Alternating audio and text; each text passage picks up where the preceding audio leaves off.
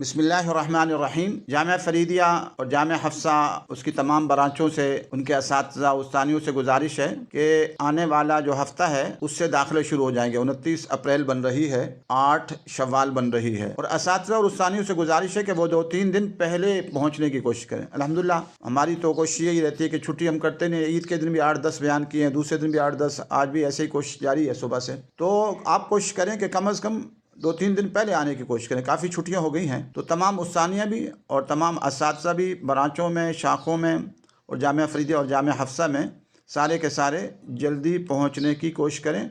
29 अप्रैल 8 शव्वाल आने वाले हफ्ते से, जुमे के बाद से इंशाअल्लाह दाखिले शुरू हो जाएंगे। और ख़ुद भी कोशिश करें कि तलबा ज़्यादा से ज़्यादा आएँ, तालिबात भी आएँ, ज़्यादा से ज़्यादा तलबा और तालिबात को लेकर आएँ। और तमाम शाखों से गुजारिश है और जामिया फ़रीदिया से कि कोई तालिब इल्म हिफ्ज़ नाज़रा का और किताबों का वापस नहीं जाना चाहिए।